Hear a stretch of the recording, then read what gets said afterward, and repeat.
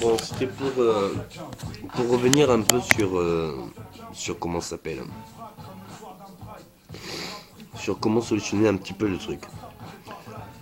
L'évolution de ce monde, comment peut se pratiquer, comment il peut s'orienter, et surtout par quels moyens y arriver.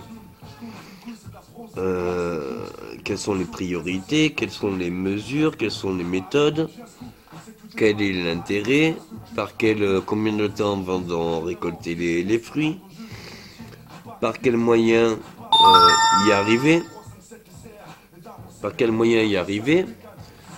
et combien de temps ça va mettre avant de le voir, combien ça va coûter, et parce que pour trouver des solutions, il faut d'abord se poser les bonnes questions. Donc si on n'a pas les questions, si on n'a pas les problèmes, on peut pas trouver les solutions. Et en posant les bonnes questions, on peut trouver les bonnes solutions. Donc le mieux, c'est de se poser des questions. Quel serait ce qu'il nous faudrait pour durer éternellement, puisque c'est ça, et pour tous, et pour qu'on puisse tous vivre ensemble. Déjà, bon. Je pense que déjà nous devrions mondialement unifier nos savoirs, nos sciences, nos consciences, car il y a encore plein de... Parce que chaque minorité a son savoir particulier, ou même chaque identité, et c'est intéressant parce que voilà, moi je suis un peu dans l'ignorance de ce que vous connaissez, et ça m'intéresse énormément. Donc du coup, l'échange de savoir est très très très intéressant dans une vie. C'est quand on échange le savoir ou quand on le reçoit qu'on a un épanouissement. Et l'épanouissement, ça fait partie des buts assez vitaux dans une vie. C'est instinctif, mais c'est un accomplissement, quoi. C'est une réalisation, comme une autre. Comme une autre des plus fortes. Excusez mon naturel. Je suis malade, pourtant j'avais du talent avant ta peau. Et bon.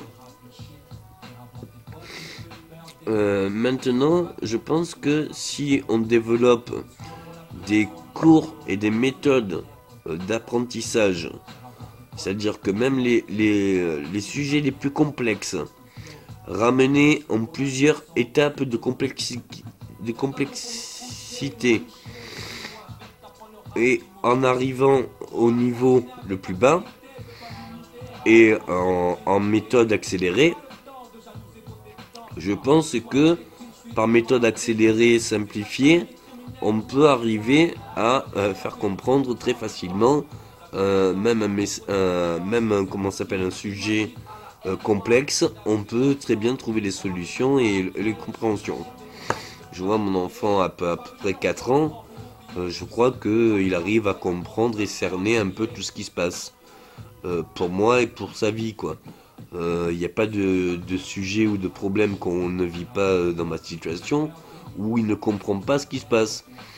Il y a les choses il n'arrive pas à comprendre pourquoi, mais c'est juste parce que il y a des choses, c'est pas qu'il comprend pas pourquoi, c'est qu'il comprend pas pourquoi je l'accepte.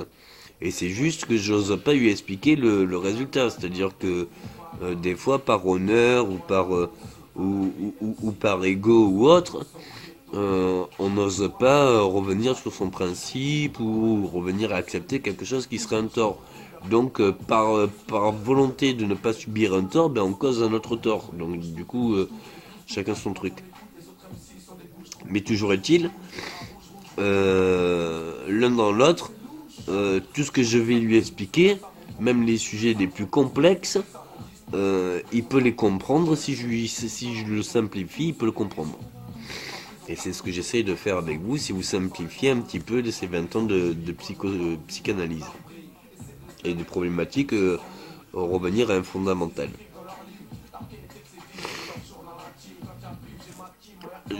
comment ça s'appelle? Si on éduque nos enfants, parce que le temps, c'est des jours qui continuent.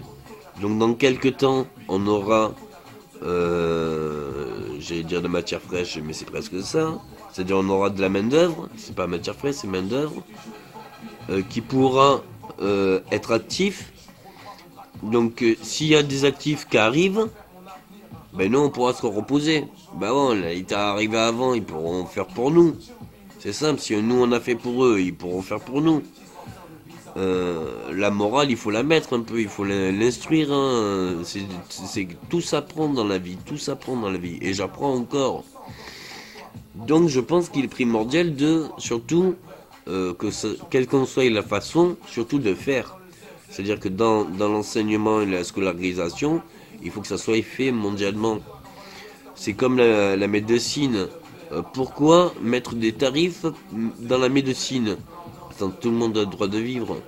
Et on n'a pas, c'est pas un médecin ou un marché ou un taux niveau boursier d'une opération qui doit décider si la personne elle doit subir un préjudice physique ou psychologique. On a tous le droit d'être en bonne santé quand même.